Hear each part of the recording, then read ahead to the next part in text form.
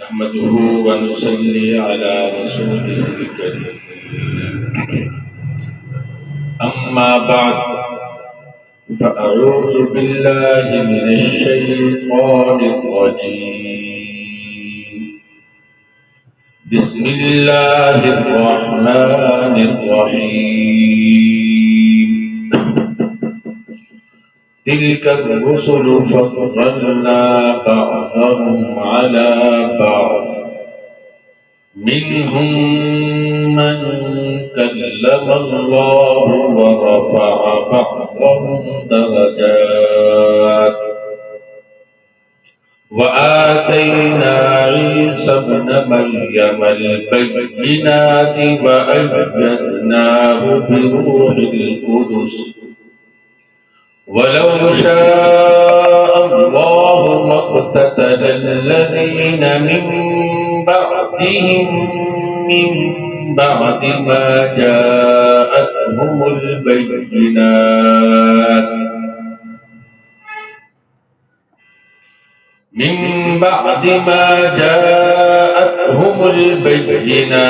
ولكن اختلفوا فمنهم من آمن ومنهم من كفر ولو شاء الله ما اقتتلوا ولكن الله يفعل ما يريد. يا أيها الذين آمنوا أنفقوا مما رزقناكم من قبل أن يأتي يوم لا بيع فيه ولا خلة ولا شفاعة والكافرون هم الظالمون. صدق اللہ العظیم. اللہ رب العزت نے دوسرے پارے کے بالکل آخر میں فرمایا تھا وَإِنَّكَ لَمِنَ الْمُرْسَلِينَ.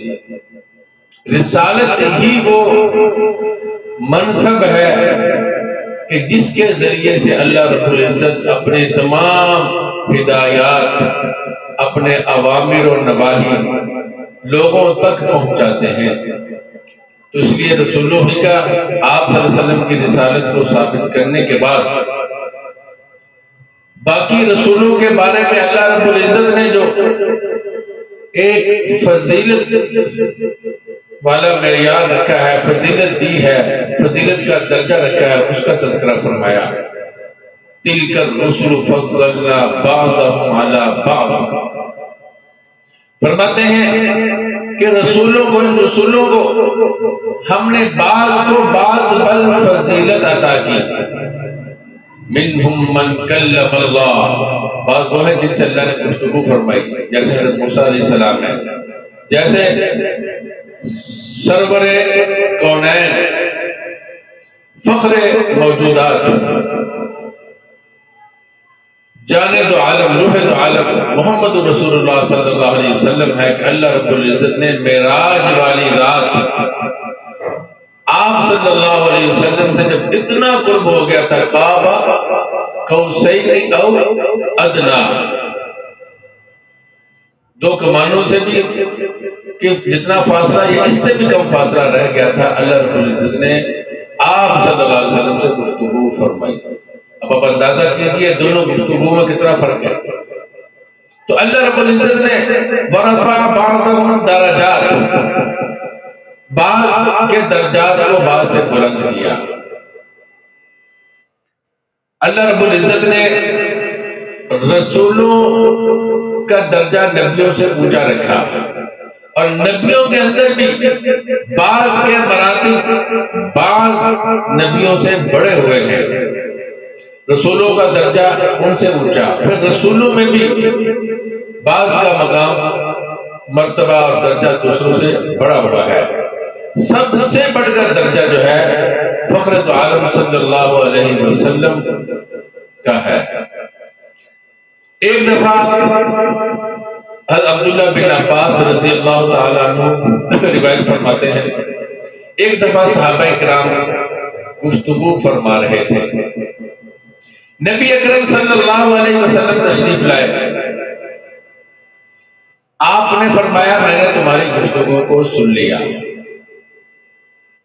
فرمایا قد سمعت کلامکم، میں نے تمہاری گفتگو کو سن لیا، وعجبکم ان ابراہیم خلیل اللہ وہو کذالک، تمہیں یہ بات تعجب میں ڈال رہی ہے کہ ابراہیم علیہ السلام اللہ کے دوست ہیں، خلیل ہیں، فرمایا وہ بالکل اسی طرح ہی ہے، وعجبکم ان موسیٰ کلیم اللہ وہو کذالک، تمہیں یہ بات تعجب میں ڈال رہی ہے کہ موسیٰ علیہ السلام اللہ کے ساتھ گفتگو کرنے والے ہیں، کلیم اللہ کے لقب سے اللہ نے انہیں نوازا ہے، فرمایا وہ اسی طرح ہے،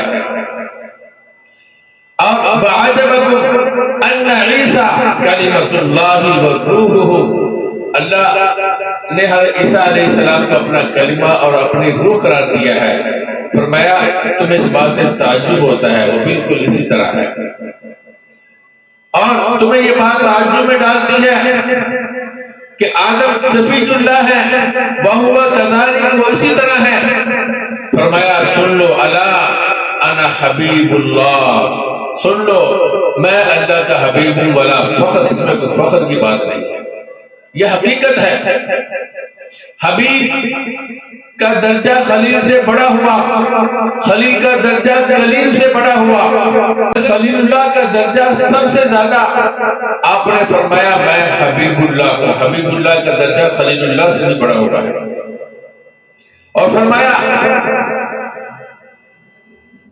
میرے ہاتھ میں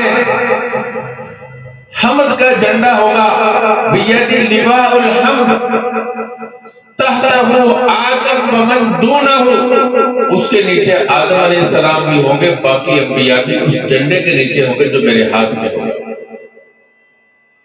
اور فرمایا سب سے پہلے میں شفاعت کروں گا، اور میری شفاعت سفارش قبول کی جائے گی، اور فرمایا سب سے پہلے میں اپنی قبر سے نکلوں گا، اور سب سے پہلے میں ہی جنت کے دروازے کے حلقوں کو حرکت دوں گا، اور وہ میرے لیے ہی کھولا جائے گا۔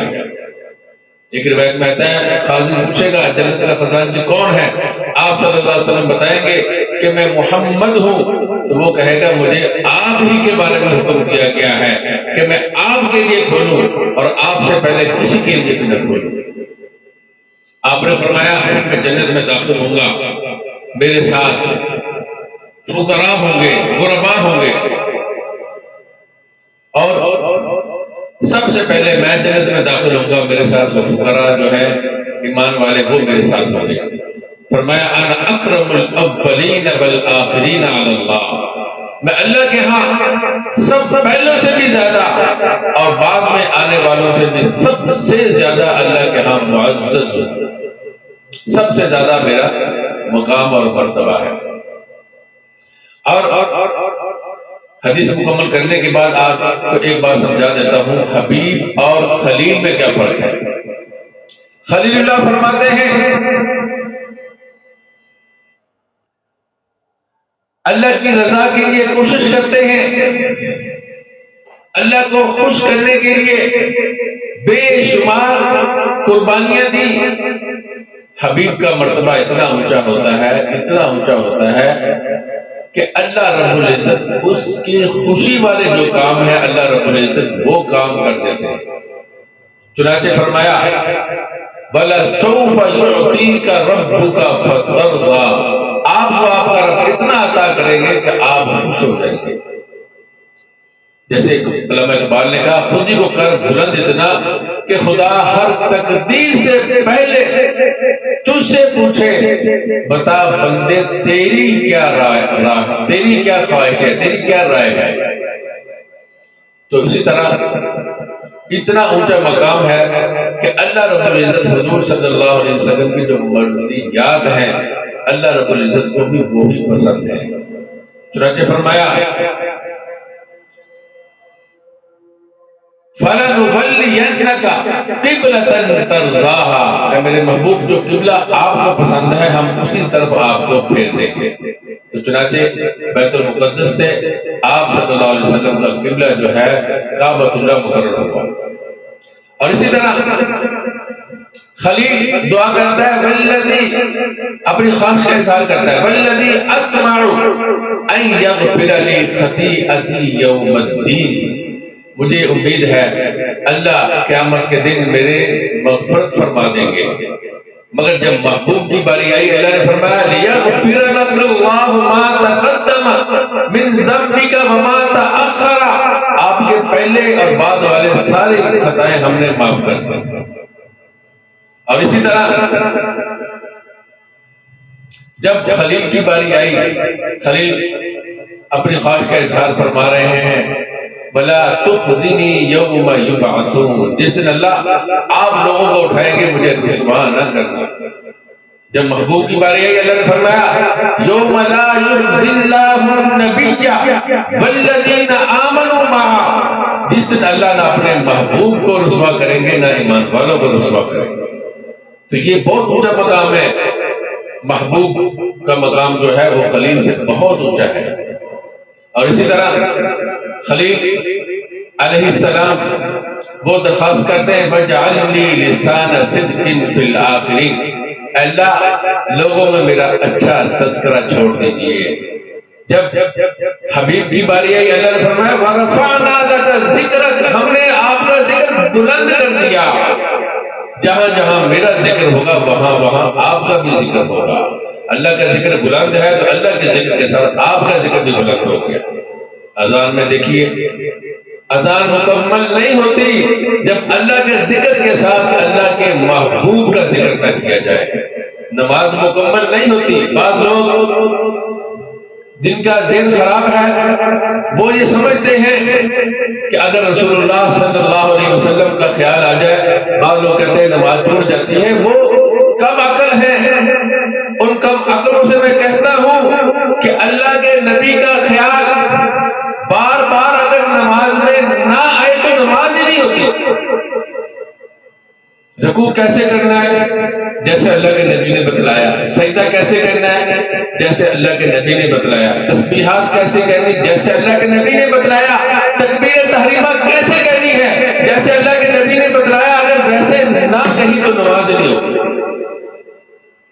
نماز امام کہتا ہے اللہ اکبر، مقتدی کہتا ہے اللہ اکبر، یعنی ابھی اس نے ختم نہیں کی امام نے، مقتدی کی نماز ہو جائے گی؟ نہیں ہوگی، اس لیے کہ رسول اللہ صلی اللہ علیہ وسلم کے بتلائے ہوئے طریقے کے مطابق تکبیر تحریمہ نہیں گئی۔ اللہ کا نام بلند کر رہا ہے مگر قبول نہیں کیا جا رہا، اس لیے کہ رسول اللہ صلی اللہ علیہ وسلم کی اس کے اوپر مہر نہیں لگی۔ وہ کم فہم ہے جو اس طرح کے الزام تراشیاں کرتے ہیں، یا لوگوں کے اندر ایک قسم کا فساد برپا کرنا چاہتے ہیں، پریشان کرنا چاہتے ہیں لوگوں کو۔ حقیقت یہی ہے وہ نماز جس میں رسول اللہ صلی اللہ علیہ وسلم کا تذکرہ ایک دفعہ نہیں بار بار نہ آئے وہ نماز نہیں۔ تو اللہ نے فرمایا وَرَفَعْنَا لَكَ ذِكْرَكَ، میرے محبوب میں نے آپ کا ذکر بلند کر دیا ہے۔ اور اسی طرح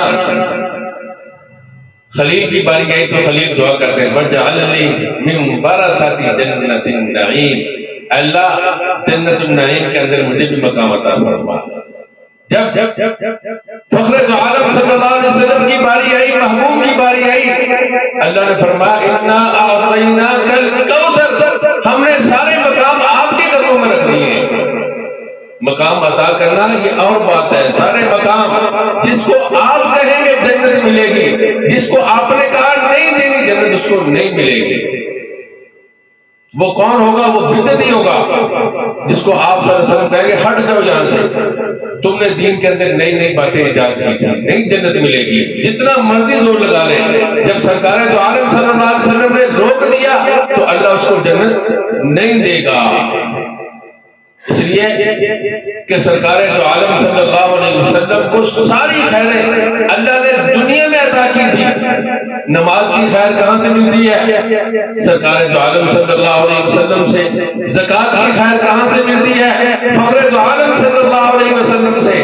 حج کرتے رہو اپنی مرضی سے، جتنے مرضی چکر لگاؤ، اگر رسول اللہ صلی اللہ علیہ وسلم سے ہدایت اور روشنی لے کر حج نہیں کرو گے تو حج بھی قبول نہیں ہوگا۔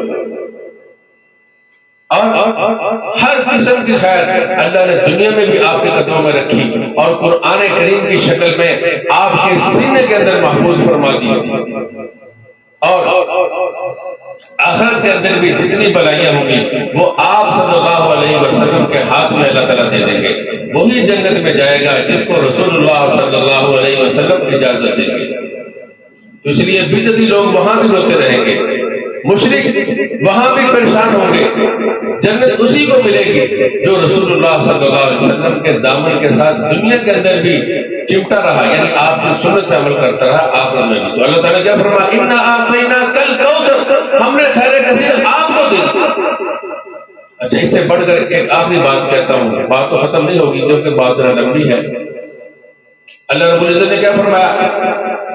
قُلْ إِن كُنتُمْ تُحِبُّونَ اللَّهَ، آپ ان سے کہہ دیجئے اگر تم اللہ سے محبت کرتے ہو، قُلْ إِن كُنتُمْ تُحِبُّونَ اللَّهَ، اگر تم کس سے محبت کرتے ہو؟ اللہ سے محبت کرتے ہو تو تمہاری محبت تب قابل قبول ہوگی، فَاتَّبِعُونِي، میری اتباع کرو، یحببکم اللہ، پھر اللہ تم سے محبت کرے گا۔ اگر میری اتباع نہ کی، بیچ میں سے نکال دی، تو اللہ تم سے محبت ہی نہیں کرے گا۔ اللہ کو نہ تمہاری نماز پسند آئے گی، نہ تمہاری زکوٰۃ پسند آئے گی، اللہ کو نہ تمہارے لباس وضع قدم پسند آئے گی، نہ تمہاری معاشرت پسند آئے گی، نہ تمہارے اخلاق پسند آئیں گے۔ اور حج جیسے عبادت بھی، زکوٰۃ جیسے عبادت بھی اللہ کو تمہاری وہ پسند نہیں آئے گی، نہ تمہارا کوئی کلمہ پسند آئے گا، نہ تمہارا کوئی کلام پسند آئے گا۔ اگر بیچ میں سے مجھے نکال دو گے، اللہ سے اگر تم محبت کرتے ہو تو میری اتباع کرنی پڑے گی، اس کے بغیر گزارا نہیں۔ میری اتباع کرو گے تو تب اللہ تم سے محبت کرے گا۔ یہ ہے مقام محبوب کا۔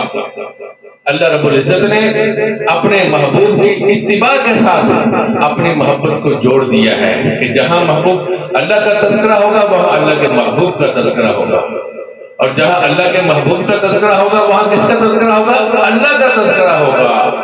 کوئی اللہ کو اللہ کے نبی سے جدا نہیں کر سکتا، اور نہ نبی کو خدا سے جدا کر سکتا ہے۔ یہ ہے مقام محبوبیت۔ تو وقت زیادہ ہو گیا، انشاءاللہ اسی موضوع کو آگے لے کے کل کو بھی چلیں گے اور پھر باقی جو ترجمہ رہ گیا وہ بھی مکمل کر دیں گے۔ دعا کیجیے اللہ رب العزت آپ صلی اللہ علیہ وسلم کے مقام کو سمجھنے کی اور آپ صلی اللہ علیہ وسلم کی سچی محبت، آپ صلی اللہ علیہ وسلم کی اتباع، آپ کی سنتوں پر عمل کرنے کی توفیق عطا فرمائے۔ وآخر دعوانا الحمدللہ رب العالمین۔